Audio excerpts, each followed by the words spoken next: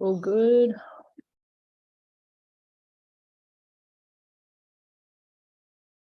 As this is loading day 2 of the Global Unity Summit, welcome everybody. I'm just going to ask that anyone watching, anyone that's tuning in from the very beginning this morning helps us get our reach by clicking the share button. It supports us to impact more and more lives. Our mission at Love Out Loud is to hit a critical mass of love in the world. This means 4% of the global population living love out loud, to shift a paradigm of fear to love. And, Ramayan, one of our speakers yesterday, for those of you that tuned in, he was sharing that one of his teachers that he has trained under during his time in India said it only takes 100 fully awakened people to completely transform our world. And what an inspiring thought that is. Now, the fine print, as he talked us through all of the Vedic principles that he did yesterday, was,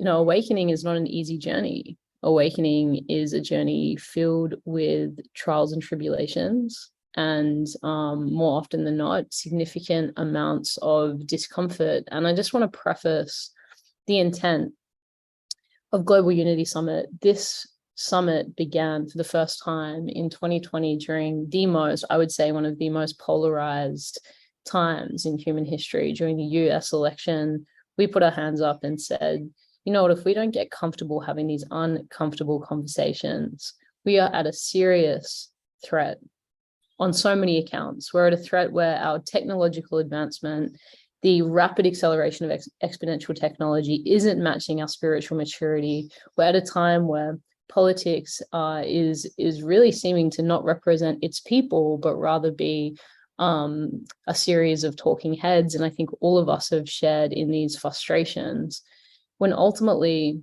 to fully awaken in the individual is to be able to catalyze that degree of change. And there's no amount of shortcuts, there's no amount of efforts we can pursue on the outside that's really going to override the true transformation that can take place when we come back into a place of self-responsibility and sovereignty. So Summit has what is becoming a rich history. And because of that reason, the decisions that we shared with you guys yesterday around wanting to extend these conversations out is really important to us. So we don't just see this as a 3-day experience, that we're giving you an opportunity to interact. The panel we have coming up this morning is a panel that I'm personally really excited about because of my passion for community capacity building and community development. The panel is on the future of community and what that means and looks like, keeping in mind that we are moving into a time where, globalization is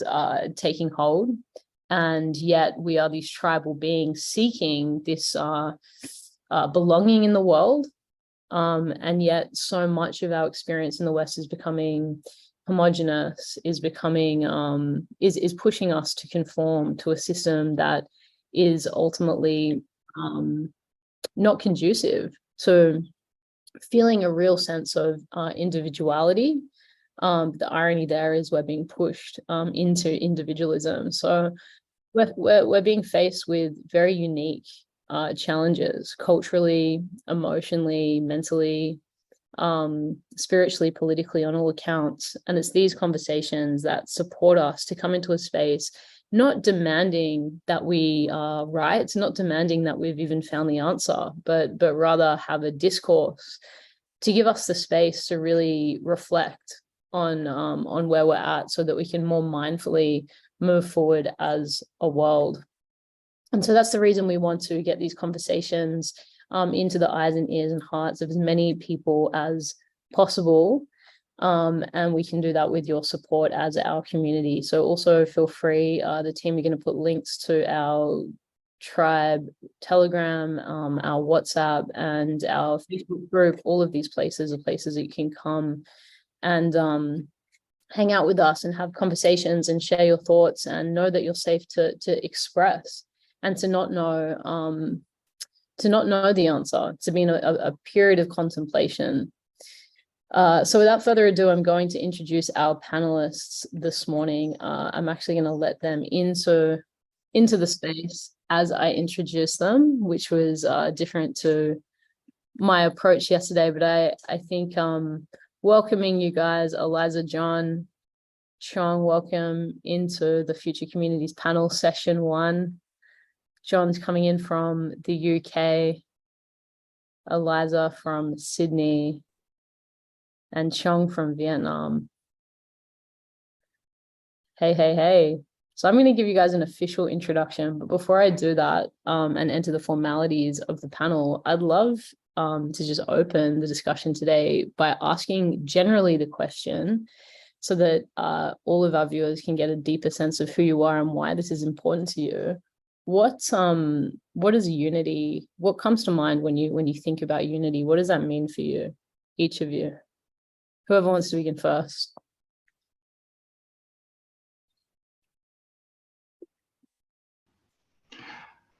I can jump in if you want. John, welcome. Thank you, Nicole. Lovely to be here.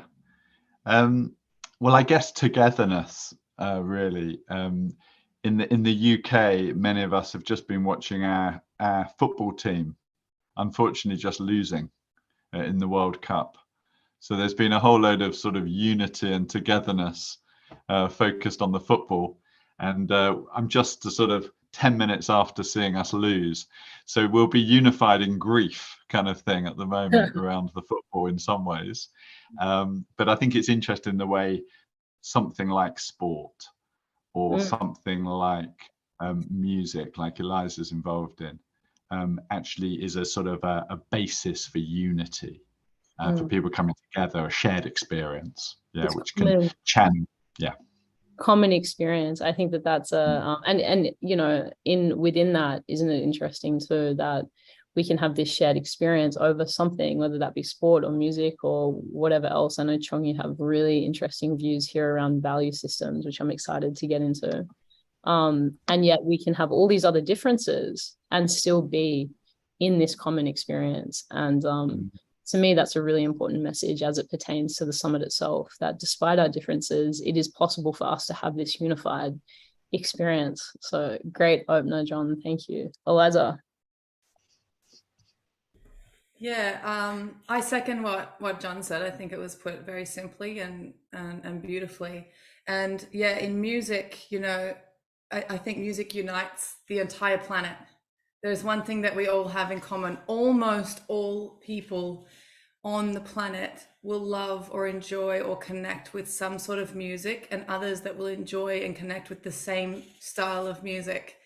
So we are all connected by one thing that, you know, moves us all in our own unique experiences, in our togetherness. And there's lots of different areas of music that we can go and be together. And so we get lots of shared experiences in different areas of music, which gives us, you know, just a greater understanding of each other. And, you know, when you listen to music from other genres, from other countries, that's really where it starts to ignite your soul, that there's so much more than what's familiar.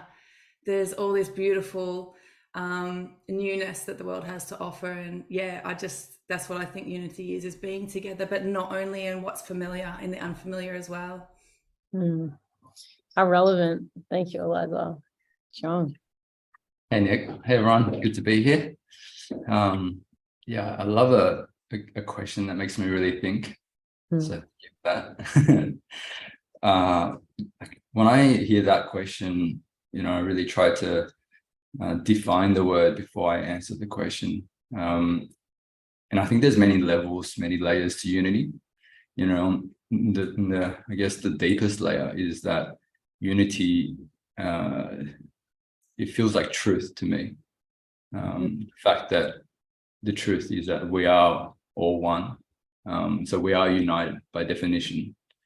And then there's another level of unity where there is a mental unity, where mentally are we united in some other way, whether it's united around a common idea, meaning, or a goal, or a community. So I think there are many different levels and layers of unity, and I think the biggest one, the most important one, is being united spiritually, as you know, as a human race, and also as just nature, as life itself. So that's what comes to mind. Yeah.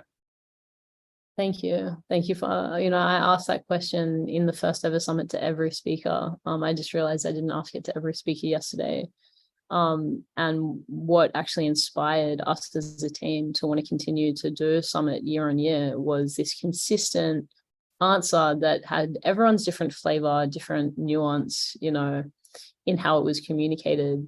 But the essence of, despite our differences, we have this capacity, and actually beyond just the capacity, it is a truth that we are unified in this present moment, irrespective of all of these differences that we think separate us. We talked yesterday about artificial barriers, the barriers that we construct, that we make up, that aren't actually on an atomic or spiritual level real: race, gender, sexuality, age, social class. And the wealth of knowledge and experience we have on this panel, I think, is really going to illuminate that and bring that to life. So I'm really grateful that the three of you, Ram is unfortunately a apology to today's panel. His voice would have been incredible as well. The co-founder of Unify, he spoke yesterday.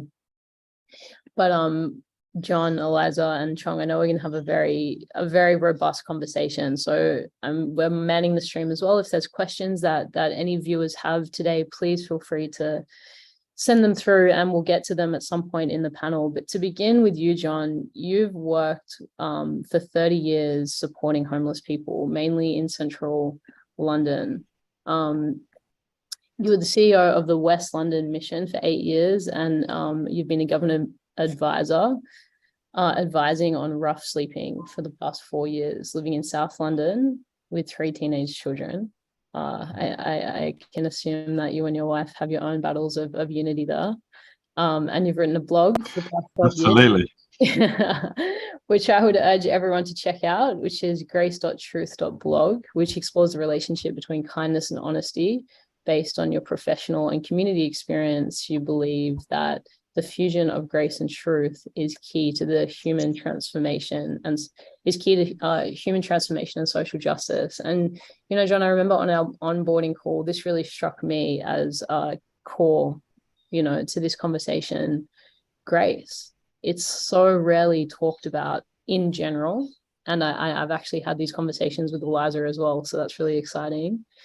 But specifically when it comes to building community, 30 years working with homeless people. So often, there's a defense, when you're in a position of privilege, to not want to go to those spaces of discomfort. Yeah. And I know from my experience working in community, disenfranchised communities, cultivating the humility and the grace to meet someone no matter where they were at was crucial if I ever wanted to make meaningful change. So just starting there, I'd love to hear your thoughts and reflections, and how you awoken to the power of grace in your work. Yeah, thanks, Nicole. I think that word grace is it really needs sort of talking about and unpacking, because I think of things like the acceptance and the understanding and the kindness that allows you to walk towards someone and connect with someone. And a lot of the people I've been working with over that time have been very different to me. I'm from a far more middle class background than most of the people I've been working with during that time. But I think that a lot of the charities I've worked for, they're kind of established to make that connection specifically to people struggling, either sleeping on the streets or without homes in other ways.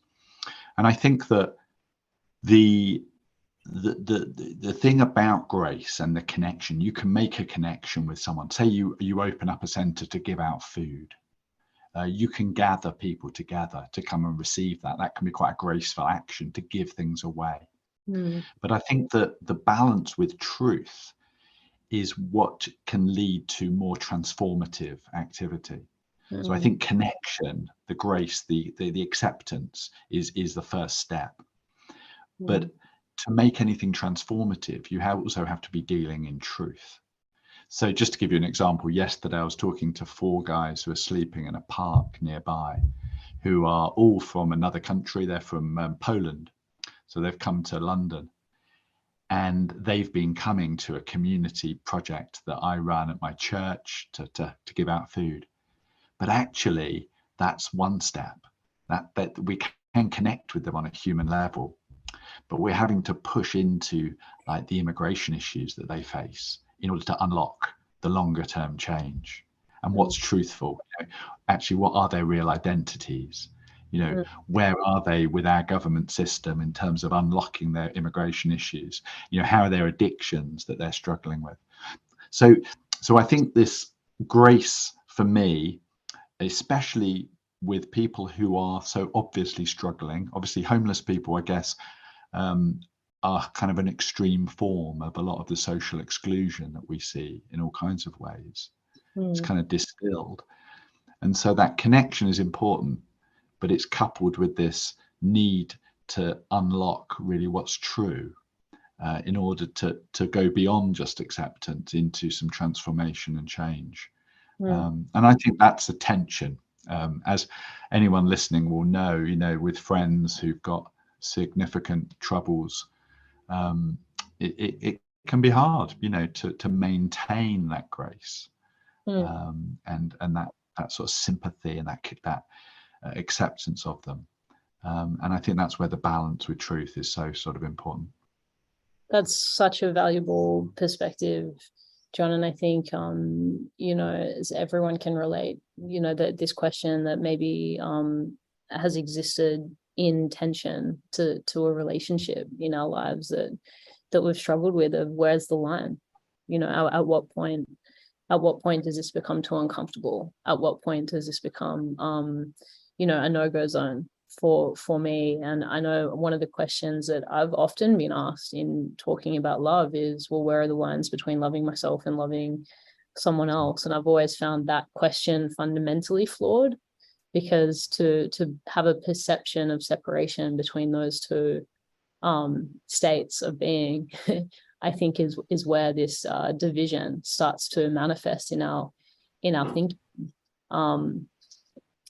And yeah, I would love to hear your perspective, Eliza and Chong. I'll give a formal introduction when I direct a question specifically to you, but just on this conversation, I feel like this is an amazing place to begin. I'll jump in. Thank you. Firstly, John, I respect your work so much. To do it for 30 years, it's just so inspiring. When you speak about truth, that resonates with me a lot. And, I think when we want to create change, when we want to take someone from somewhere to somewhere else, a lot of it is about removing certain illusions. So not really about adding, but removing. And once we remove the layers, that are illusions, then we're left with the truth. So I think there's a lot of wisdom in that. Yeah. Eliza. Yeah, thank you for sharing, John. I think we need to receive grace before we can give grace. I think there is an acceptance and a receiving of grace and love and kindness and forgiveness that we need to experience with our humility before we can understand its depth to give to others, before we can understand what it really is to receive, because that there is what ties that patience past what we could do without receiving it first. So I feel like it's really, if it's really got to be something that we experience receiving, so we know its value, because once you receive that, you really can understand, and that value, that understanding of its value, and understanding that it's not a self-merit thing, that I didn't go get it for myself, it's given, and it's given that way. That's where you can understand the grace of it, and then you can pass it forward, and that will provide you the patience that it takes to love people in action far longer than we are capable in our own, Yeah. you know, self way. So that's just one thing I felt. I thanks a lot. I mean, sorry, I just wanted to say I mean, that really connects to me. I think that place where you can draw on those resources, that intrinsic kind of worth, and wherever you get that from, you know, I'm a Christian, and my Christian faith, I know how central that is for me to draw on that grace in order to not get ratty or to get judgmental or to get snappy or fed up. And that's been the clue really to being involved in this work, you know, for an extended period, rather than doing it for a while and then getting fed up and sort of, you know, grouchy and, you know. Absolutely. Yeah. This distinction, I think, is conceptually a very powerful thing to understand, that there's the limitation of self, right? And that's a reality for all of us. You know, we have a personality, we have a temperament, we're capable of being pushed, and you know, all of us have a limit, and that limit can change depending on our mood. You know, we're very we can be very here, there, and everywhere in ourselves. And yet this connection, whether it's faith, whether it's a connection, because I see a similar quality exist in friends that are entrepreneurs who are driven by this radical sense of higher purpose. So they exist in relationship to something bigger than them, unlocks this sense of superhumanness, you know, this ability to do what you cannot do within the confines of the self. And this idea that grace is given to us, and through that gift, we're able to unlock, you know, this power that supports us to extend ourselves beyond the personality. Just imagine for all of us to find this higher purpose in a sense of a unified world, you know, to be able to give that that space to each other to be in the imperfection, so that we can actually find harmony in that, rather than fighting each other. You know, fighting each other for who's right and who's wrong.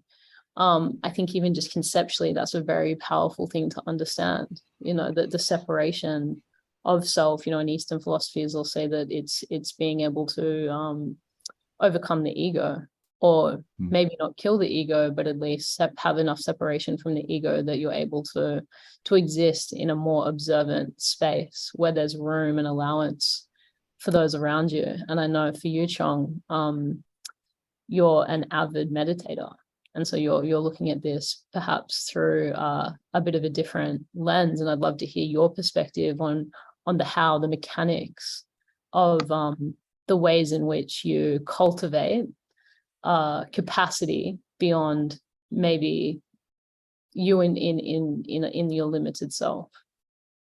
Good question. You know, personally, I don't think I've you know, place myself in as difficult of a position as John, to be honest. Like, been faced with many years of that type of really tough external experience with helping these homeless people. You know, I can imagine a lot of them are on, you know, certain substances and all that, and mental health issues. So I'm not going to pretend I have that type of firsthand experience. But for myself personally, my opportunity to go deep and to become self-aware and understand how mind work is through trading, day trading, and becoming a better trader, and then through meditation.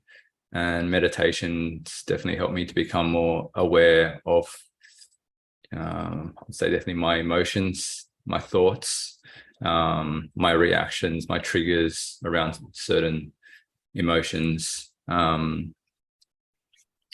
And that's definitely helped me to create a certain level of awareness that gives me the opportunity to decide to make better decisions in difficult positions, in difficult situations. I think it's that choice, understanding that in those situations we do have a choice and not just being autopilot. I think that gives us a lot of power in whatever we do, right? For me, it was trading. And then, naturally that awareness, it made me a better person. And now I'm using those skills in building businesses and building communities, and whatever else, that requires me to be more aware in the moment, being present. Yeah, I hope that answers the question, Nick. Absolutely. So Chong has been a professional day trader since 2009. So 13 years of experience, just to put this into a context. And what I love about this panel is all of the applications of what we're talking about have been expressed in really different ways.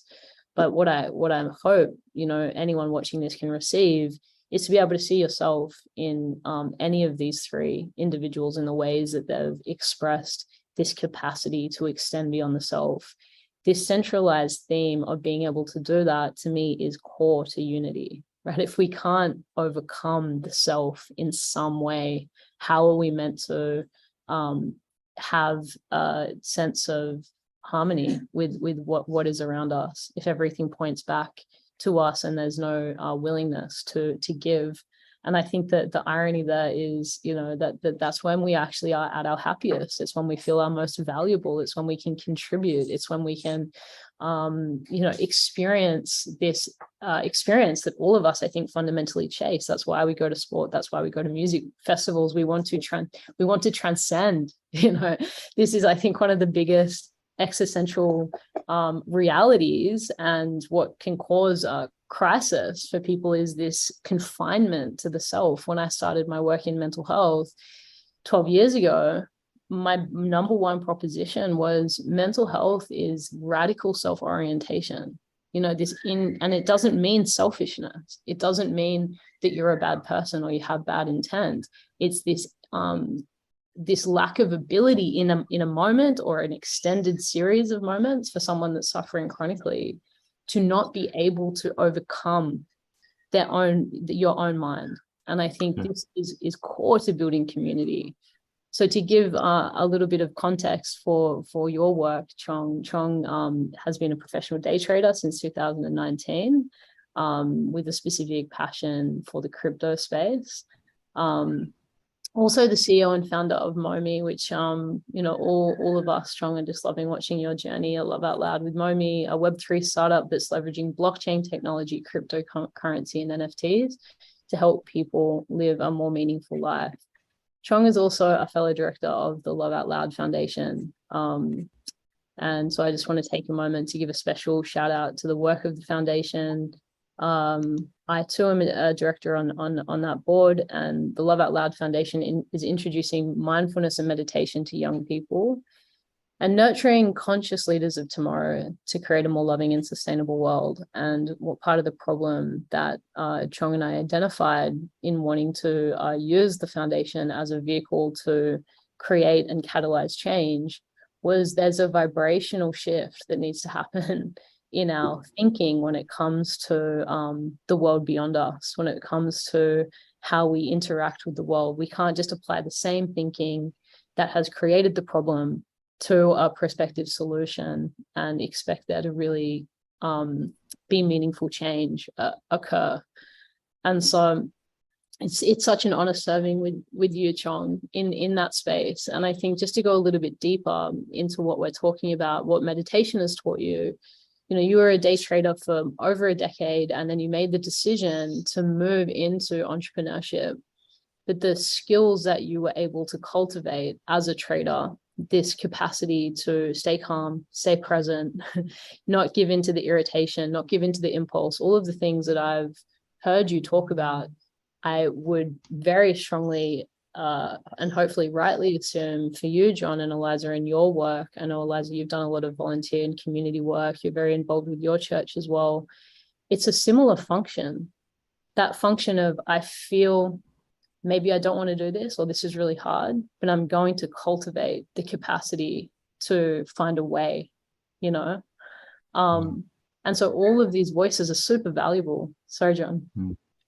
No, I was just thinking of the way that to have an external impact, we have to do internal work. I think that's probably a the obviously in the history of the planet, you know, there's been so much arguing about faith and spirituality differences, but those commonalities of needing to examine yourself, go into yourself. And I was thinking of a tree a little bit, like, you know, in order for a tree to grow externally, its roots need to go down deep. And I think that's what I'm hearing in what's been said so far. You know, the world probably doesn't need more narcissistic people who, you know, whether they're business people or charity people, you know, I mean, both of them, you know, can be really unhelpful. You know, we need people who are self-aware and who do that internal work in order that what they do externally, you know, doesn't damage others, and it isn't all about that ego and all these. There's so much tie-ups here. Yeah. Immense. Yeah, it's really well said, John.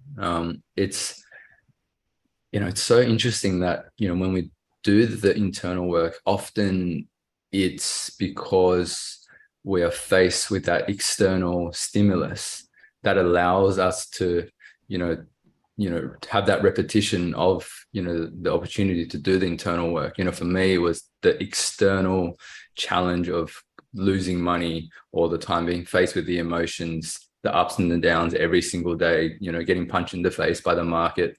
And then I guess for yourself in a similar way with your work, that's, you know, it's, I don't know if it's ironical, but it's just like to do the internal, to show up externally, we need to do the internal work, and then to do the internal work, we use the external to help us get there. It's very fascinating. And I'd love to hear, Eliza, more about the singing, because I guess again, you know, it's collective, isn't it? You're together with others in a choir, but you've got this central role yourself. You know, you can't, and that individual in collective, literally in harmony, I guess. Hopefully. Well, I feel like that the internal experience that I've had with music and teaching music is that I have received a gift, and it's such a pleasure to give it, and it's my duty to give it. It's a duty for me to share it, and it's a duty for me to show others and guide others how they can experience their own voice, and a collective voice too. So for me, everybody has a voice. It's not they don't need to find it, they've got it, and they need to be empowered to use it and to explore it.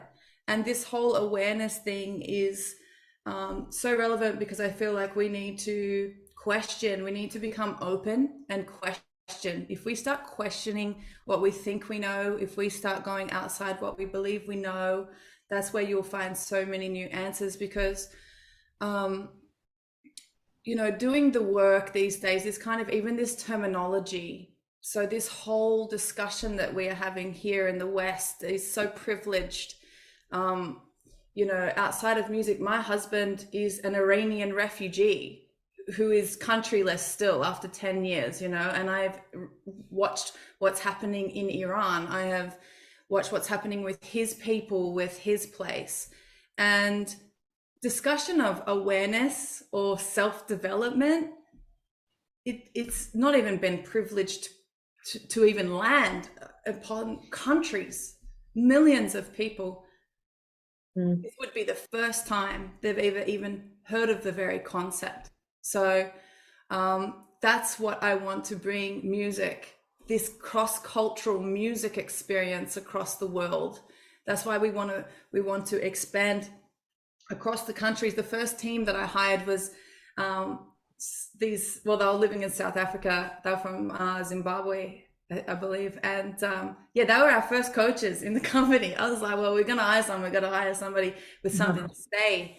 And we started learning their songs in classes. They were our first coaches. And it just brought the purpose straight to the front of Singfest and what we're about. Like, we want to go there and experience experience who they are, how they live. And from there, that's kind of, I feel like that's the best on ground doing the work, is actually spending time with people that you may not usually find yourself around, because that will spark the inner question. And that's kind of where the self-worth, the self-discovery happens in action. It's not as easy for it to happen if you stay in your four walls. You need to get out. And that's what we can use Singfest for, is to get out and outreach to people, encourage them to sing, to do what they've always loved to do, because it just ignites your soul. It helps you connect inwards without even meaning to. Music will make you inside. It'll take you on a whole journey, whether you showed up for it or not. Like, you know, I've seen people sit down like this in the back of music, and they're the ones that come after, go, that was amazing. That was amazing. Yeah. You would never know it. The more rigid, the more experience you are having, I guarantee it. The ones that you think aren't listening, they are. I had an experience when I was chief exec at the West London Mission, where there's a choir. It's called the Choir with No Name, and it's a choir for people who've been homeless in London. And I got them to come and run a workshop for my staff team at our conference. And I had lots of my staff, you know, that crossed arm thing, you know. I thought a lot of them wouldn't really want to go for it, a bit quite hardened, you know, sort of people who've been working in this work for a long time. But this was facilitated so well, and it was people who experienced homelessness teaching my staff team to sing a collective song together. It was, and it did exactly what you said, and it increased that vulnerability with each other. I'd really recommend it to anyone who's running a business or anything, you know, rather than just have another PowerPoint talk, you know, get people singing together. Yes. Because it's so wonderful, you know. Yes, I agree. So to give a little bit of background for you, Eliza Cade is a creative visionary and the founder of Singfest, which we gave a shout out to yesterday. So if you haven't already, please check out, is it singfest.co? Yeah. Yes, singfest.co, where you can really learn to unlock your voice, which, you know, the application of that, I personally feel extends so far beyond just being able to sing, you know, in the shower really well, actually be able to activate your voice to change and transform the world. I see it, Eliza, so often in speaking. You know, people are afraid to share their truth, you know, and that there's a vulnerability, I'm assuming, that you would see all the time when teaching people how to sing. There's a vulnerability of, well, what if I sound bad? What if, you know, all the things that we kind of touched on yesterday. That extends to, I think, any form of self-expression that starts to etch into a potential truth inside of you, right? That there's a vulnerability that goes with that, you know, and I want to come back to that as it relates to building community. But Singfest is an online and live singing community that encourages students to empower their life through song. Amazing. You're a singer, performer, and a trainer for 22 years. So a lot of experience there. Passionate about building community through the power of music, authentic self-expression, and communal experiences. Your vision draws on a deep desire to connect people through shared experience that honors singing as a way of life. I love that. You know, so what I would love to maybe add as a layer to this conversation is, from your collective experiences, where have we become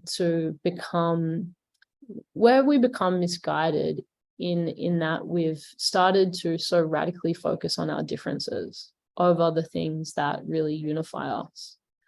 What is it inside of us that makes us vulnerable or susceptible to start focusing on those points of separation and division over actually the majority of this experience, which is shared, you know, emotional states that all of you have had very different life experiences, and in a very short amount of time, through enough self-awareness and the shared intention of this panel, have found very deep points of shared passion and commonality.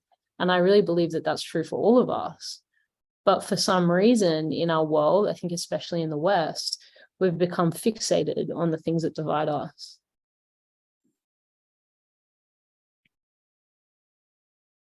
Yeah. I was struck yesterday hearing you, Nicole, talk about polarization I think it was maybe in the opening session, and algorithms and things that have a vested interest to promote division. And I've certainly found in my work, homelessness is a subject that can really polarize. People can simply, for example, blame the government. Now, often that's legitimate, you know, that's often true and important. But in addition to that, there are also it's always a mix of the political and the personal homelessness. And when things just get polarized, it just becomes unhelpful. And I mean, I think the antidote is real encounter with people. And the things that I've been involved in, so faith communities, sports, seeing things like the music, things that, how often are you spending time with people who are different to you? Yeah. I think if everyone was asked that question, and in England, we had this, you know, may know about this Brexit vote, where we voted to come out of Europe. And the shocking thing about that was how shocked people were by the result, because so many people weren't spending time with anyone who voted differently to them.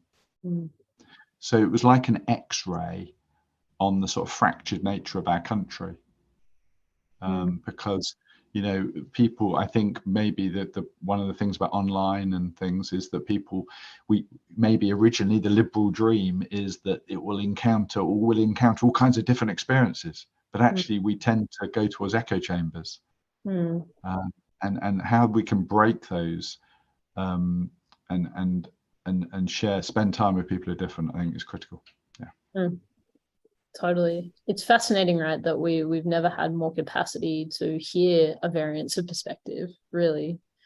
And yet the acceleration of that capacity through technology is actually creating more of a surround sound for many of us to what we already believe and agree. I think that's a very interesting point of reflection.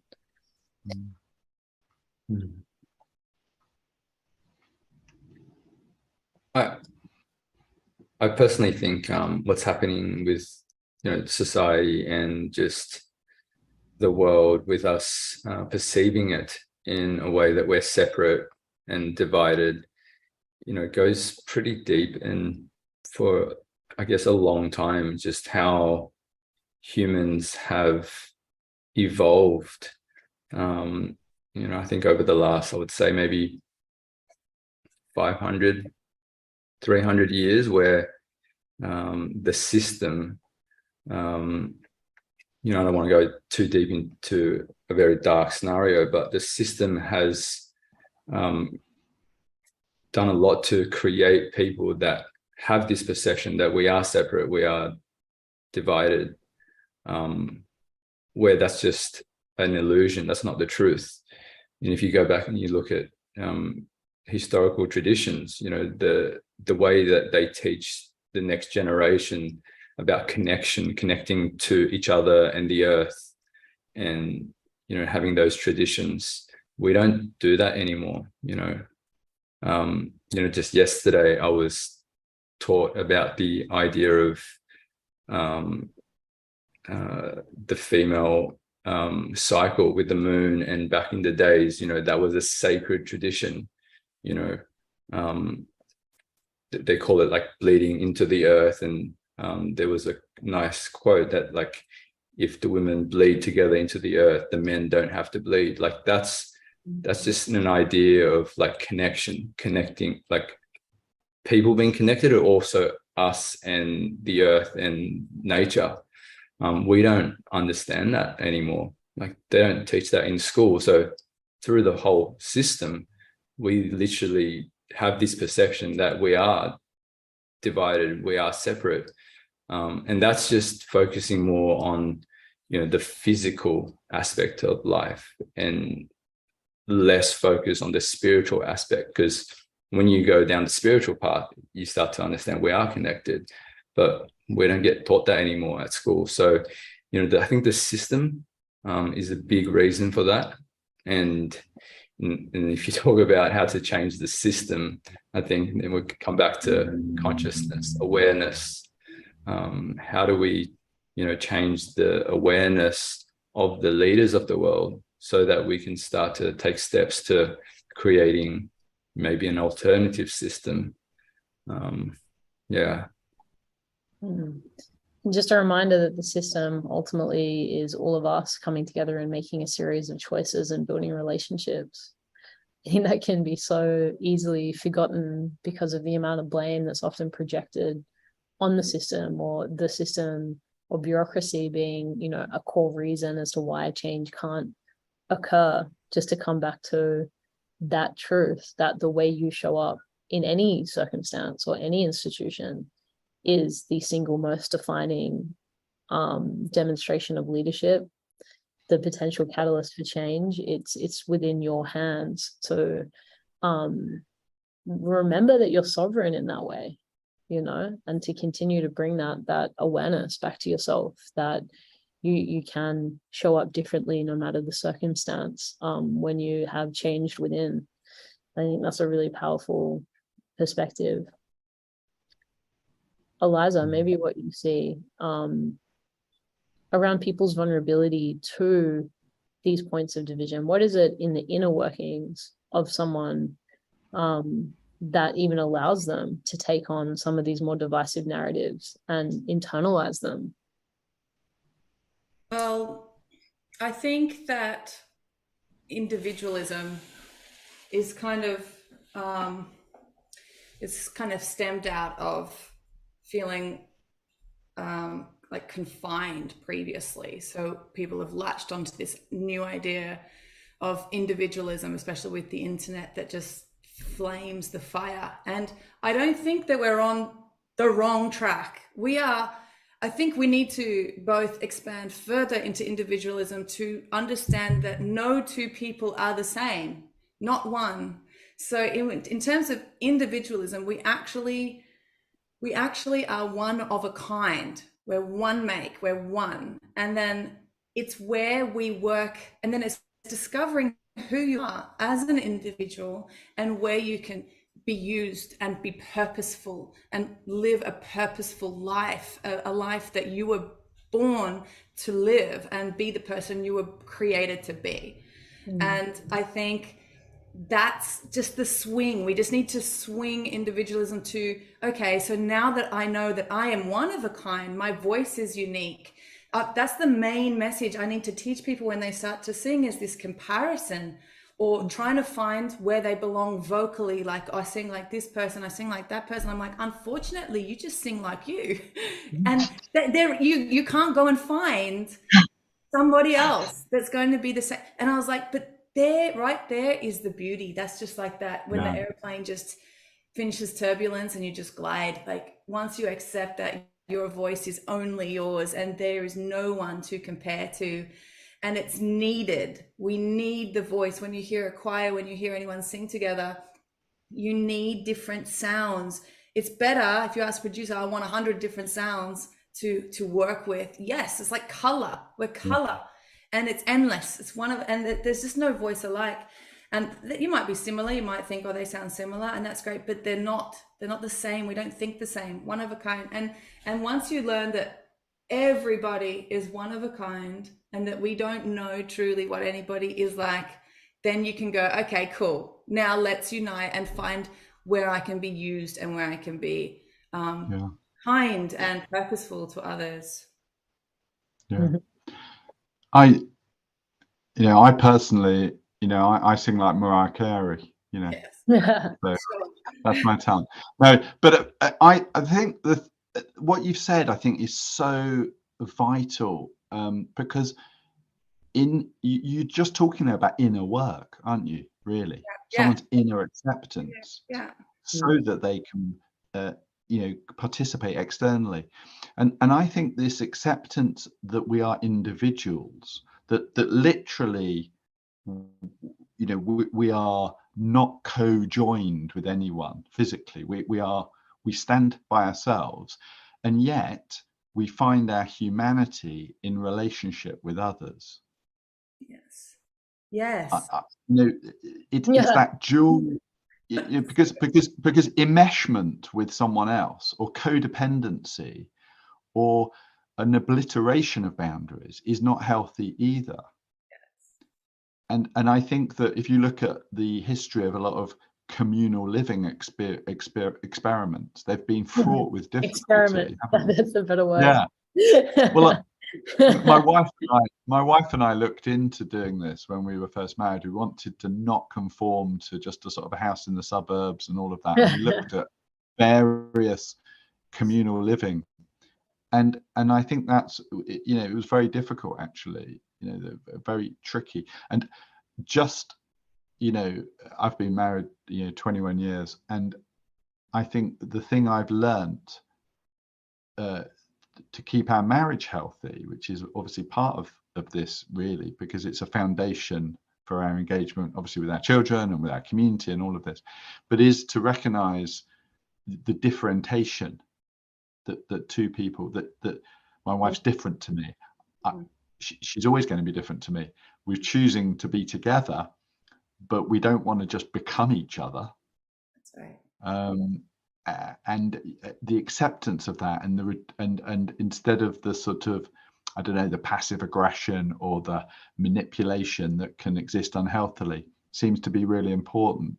So I think a choir, I just think it's such a metaphor, it's such a sort of image of what we're talking about, individual in harmony with the collective, you know.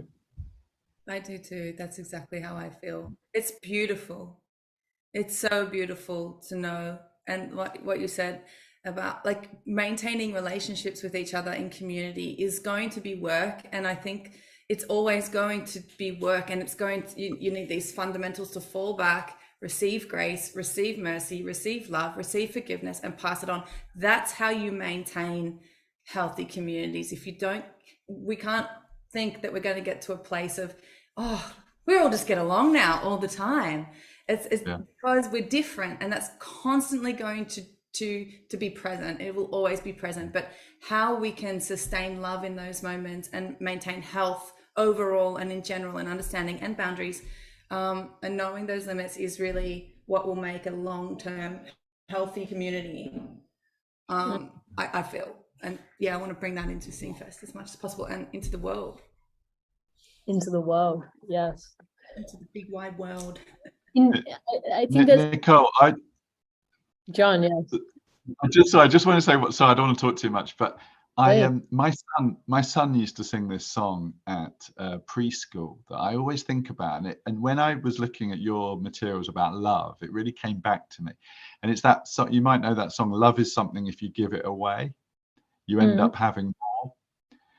And it's a kid's, you know, in some ways it's quite a basic song, but it's so interesting, and it actually contrasts, in a sense, the social capital of love with the financial capital, because it says it's just like a magic penny, hold it tight and you won't get any 10x, you know, but every time you exactly, give it away. And that lend it, spend it, you'll get loads more. And so I think the currency of love is fundamentally different to financial currencies, because it works differently. The economics are different. Absolutely. And Chong will know a lot more about this than me. But you know, the more you give, the more you get. The pie isn't limited. The pie can expand and grow. Which is why it's so important for us to have this understanding that we can transcend self, right? Because if you love someone and you see them loving someone else, like if you're a little child that hasn't learned how to separate themselves from themselves, you know, there's no objectivity. You might think in that moment, oh my goodness, like my mom or my dad is loving someone else, they might not love me anymore, you know. But that very innocent, childlike, and, you know, immature, and rightly so, perspective of the world, I think when we look at some of these mindsets and power and greed more broadly in a macro scale amongst many older people, the maturing, you know, the initiation into this way of understanding life, which is so true what you're sharing, John, that love, the law the spiritual law of love and of value itself is ever evolving and growing. Scarcity is not it's not a reality, in our universe. It's something that we are perceiving because we can't overcome that own ego barrier, and I think so much of that is because many of us are still children. we haven't intellectually, spiritually matured to a place where we can really see that. And I think this is a beautiful segue into one of the questions the team have around future communities. Like, what are the mindsets, the beliefs that are imperative to making sure the future of our communities in the world are more altruistic, more compassionate, more filled with grace? And then a question I have to counter that, if you want to speak to this as you're answering the question, is what absolutely needs to be abolished about how we currently approach our society? One of the things that comes to mind for me is punitive systems. What you're speaking to, Eliza, like to look at how people are treated in the prison system, for instance. If that's how we're treating people who are the most wounded, what does that then say about our values as a society? Was that to me, or was that just in general? Just open question, yeah, but would definitely love your perspective on this.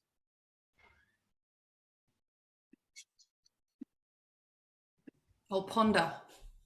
I'm going to ponder. I feel that is an example where I do think this balance. I don't want to keep going about grace and truth, but I do feel that the prison system often is just incredibly ineffective at actually creating any change.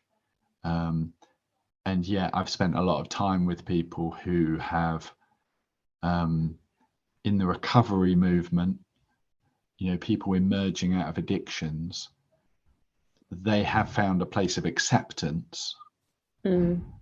One which has driven them to examine the truth about how they're living. So one authentic sign of transformation is that people don't blame the system. They kind of look at themselves.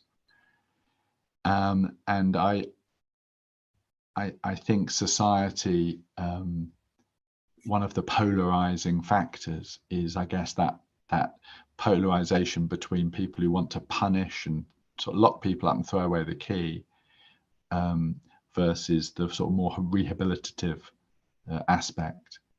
And I think there's such a huge amount of work to do there to get that balance better.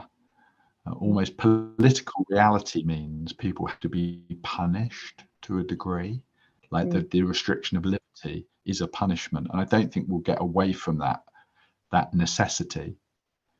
But the people who can work with grace and truth within those environments and awaken a positive future is so essential. Yeah. What if, because I think that's a really interesting point, that we can't really have a governmental or political infrastructure without there being some enforcement of punishment, meaning freedom being taken away. And what I hear when I listen to that is ultimately, like, our sovereignty as a human being has been something that we've been given as a birthright. And yet when we act in a way that harms, the world beyond us, harms other people, the spiritual truth is that affects our sovereignty. That's fundamentally the reality on a spiritual level as a human being. And so awakening is recognizing that to be fully in my sovereignty means that I treat the world beyond me and I treat myself with the utmost grace, kindness, love, compassion. And that's where we ultimately find true freedom, not freedom that's handed to us by the government, but true spiritual freedom. And what I would love to see, in future communities and our future world is more of a leaning towards that spiritual truth, than man needing to kind of roll up their sleeves and enforce these controls and sort of play God in a way, like I will take control of this, but rather how can we build systems that honor these existential truths so that together we're unified in that truth rather than needing to try and be the truth. Mm. When I look at this, the prison system, it looks like it's a system that's created by a system of people that are what you called spiritual children that have yet to grow up spiritually, and they still view the world as separate and divided, and so that, you know, they're treating these people as separate to themselves, and they're not really caring about the whole and looking things from a holistic perspective and really taking care of the wounded and the hurt of the whole. So there's a lack of unity, and that's why we're really, you know, manifesting that type of behavior. Yeah. It's a very hard thing for people to look at, right? Just circling back to the beginning of our conversation, that to really look at the most extreme manifestations of how this plays out in our world, in our reality. For instance, you know, someone being put on death row. Let's use the absolute extreme example. The level of temptation to not want to understand is so strong. To not want to really lean into how hard and difficult and painful it is to be present with where, you know, those potential actions have come from in an individual that's suffering that much. And yet, you know, how can we really transform, to your point, John, as a society, until we're willing to be with that truth, to really be with that truth, which takes a huge capacity, right? Which is where everything that's been shared in this conversation is so valuable, because all of us have a responsibility to cultivate that capacity. And I think the lack of empathy comes when we don't recognize that the absence of inner compassion, the absence of inner acceptance, the absence of inner willingness and grace will manifest as a rejection to anyone that demonstrates something that we're not willing to be present within ourselves. And it's very rarely intentional. You know, I don't think people intend to reject or dismiss, but when they don't have access to that within themselves, it is by default going to manifest that way. I mean, I think that the challenge, though, is the depths of people's dehumanizing behavior often. So I think the role of addiction is so does the opposite of everything we're talking about. We're talking about doing inner work, human connectivity. My thinking on addictions is the more serious the addiction, the more fundamentally selfish it makes you as a person. And that's what makes it dehumanizing. If we're human in our relationships with others, then a heroin or a crack addiction can often make you ultra individual. You know, you really, at those extremes, you know, can be so detached from other people, apart from maybe others who are sharing your addiction.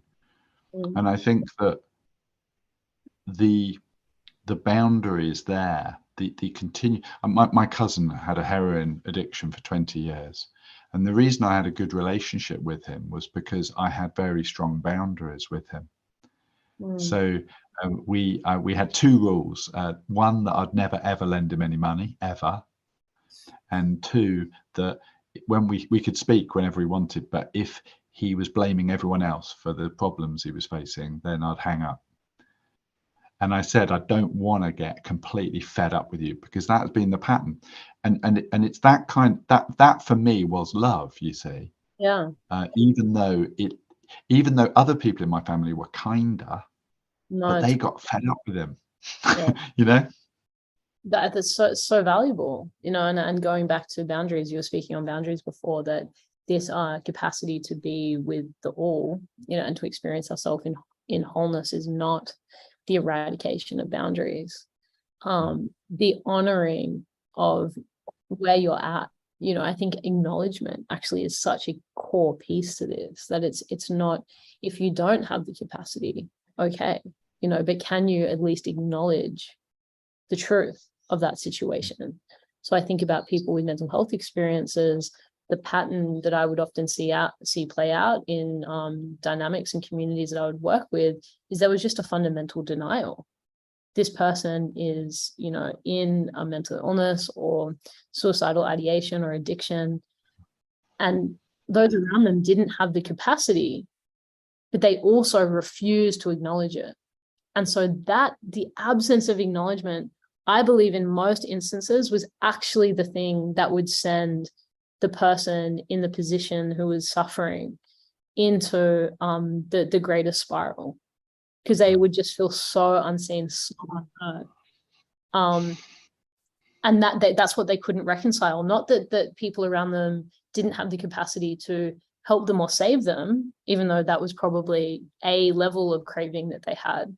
But I think the deeper thing that would send people off edges was actually just the lack of acknowledgement, that the truth was not honored or spoken in the space, and rather just sort of covered in denial. And I think that is such a powerful takeaway for anyone listening from this conversation. You may not have the grace in a moment. You may not have that level of inner capacity or have developed yourself to that place yet, but can you do what John did for his cousin and at least honor and acknowledge the truth of where things are currently at, have the courage to do that, and from that place build a solid foundation to do that work over time. Yeah, well put.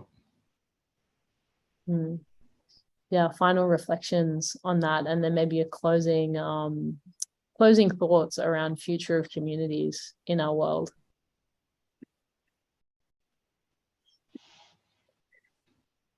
Okay. There's not much time left, but I take a very practical approach on this. You know, I think communities, the reason they come together is for a common idea, a goal, or to mutually benefit in some way or another. So I think those dynamics really need to be there for a successful community to sustain itself and to flourish. Yeah.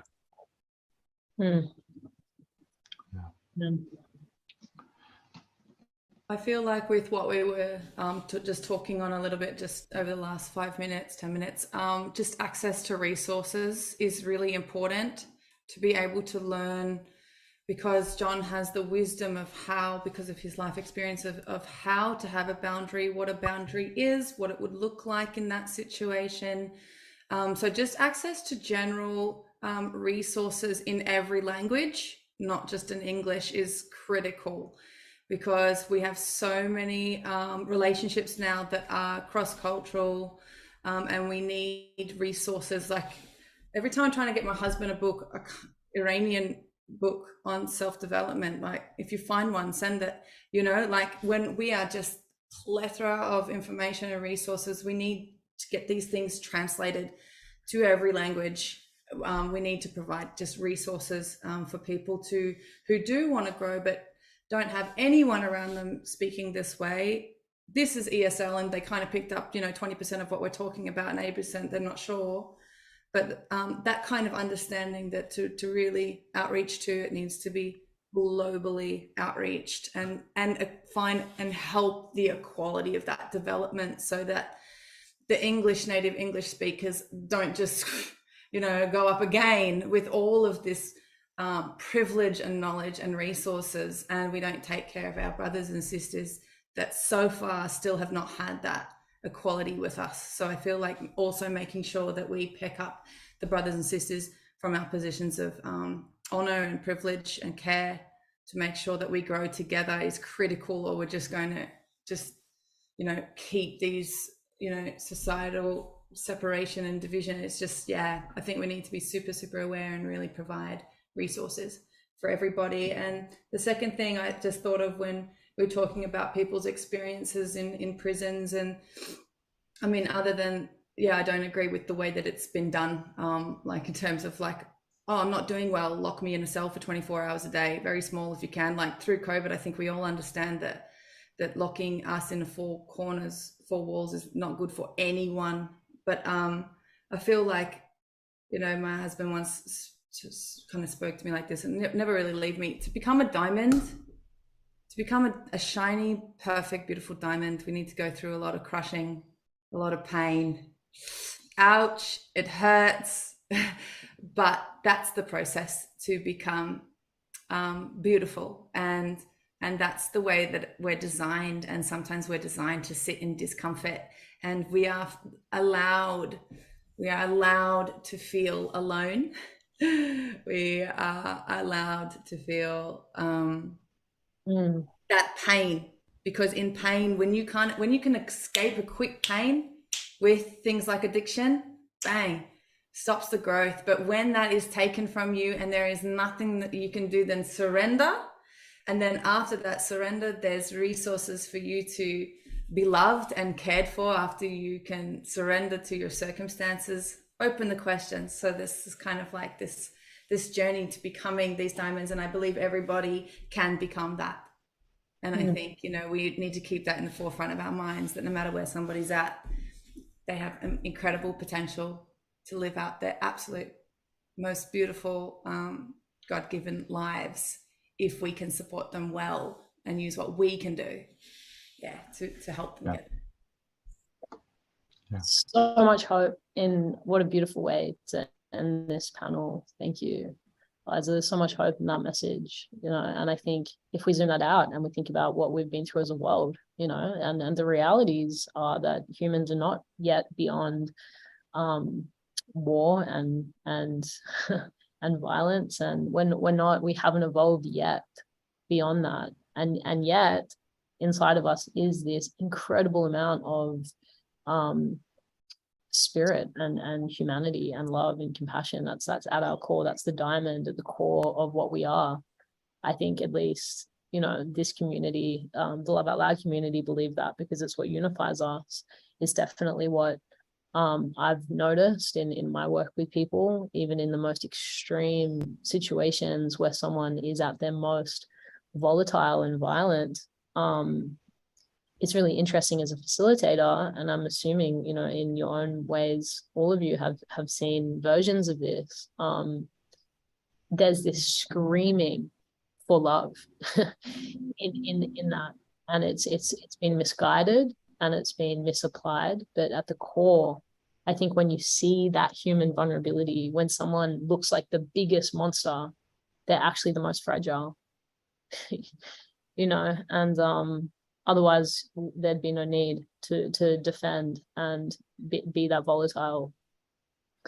What a powerful to understand as we evolve, you know, into the diamond that we're becoming as a world and a civilization and a society, to remember that this is actually a part of the process. I love that, Eliza. Like we're designed to go through that pain, because without it, you know, we don't learn these things. We don't learn grace. We don't learn humility. Can you, whoever's listening to this, think about maybe your own struggles and pain through a different lens in taking on some of that wisdom, and see that as the path of awakening, rather than something that's taken you away from your potential, something that you can use to really actualize your potential.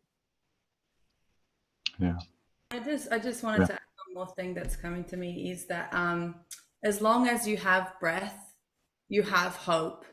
And if you're at an age where you think it's too late for you, it's absolutely not. My oldest singing student was 92. His name was Jim, and I had to call him every week because he has Alzheimer's, to remind him that he takes singing lessons. And every time he comes, I had to tell him where we were, and he would walk down, he'd somehow get there. I'd remind him who I am, and we'd sing Elvis Presley, and he would mostly talk my ear off and do a bit of singing. And he says, I want to become the best singer I can be. 92 is when he started his lessons. It is, and that's just singing, but it is never too late to surrender and to accept that you have come out the other side, because you're having these thoughts in general, and to celebrate and to allow your transformation, because we see you. That's it. It's never too late. As long as you're breathing, you have hope. Yeah, So absolutely. good.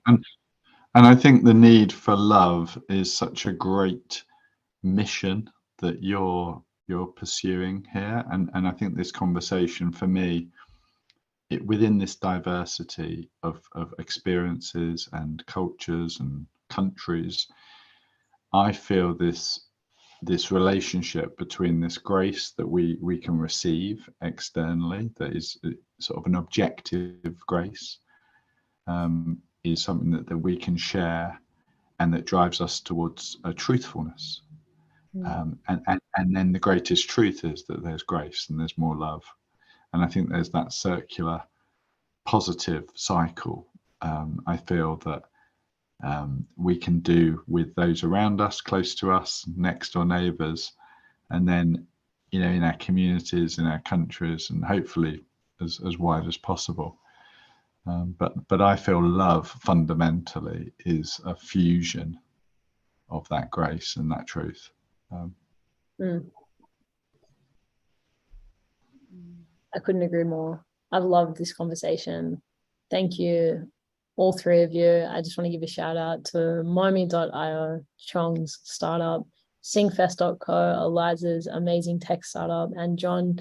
I'm going to shout out your blog, but if there's anything else that we can support you with this community, please let us know. grace.truth.blog. And yeah, is there any other initiatives that you're involved with that you would love our community to know about? Oh, thanks so much. I think that yeah, it's grace.truth.blog. You know, that there's lots of different stuff that I talk about there, and it's just been really great to meet you, Chong and Eliza, and thanks, Nicole, for inviting me to be part of it. Of course, thank you all. Please stay tuned and stick around. We have Adam McInnes coming up next, a very incredible music producer who's going to be talking about his experiences in Hollywood. And the power of healing through music as well. So I think you're going to find some bit of a soul brother in Adam there, Eliza. So yeah, stick around and stay tuned. And we love you and thank you. We're so grateful for your time this morning, especially you, Chong, 4 a.m. where you are, I think. So you're a legend. Thank you, guys.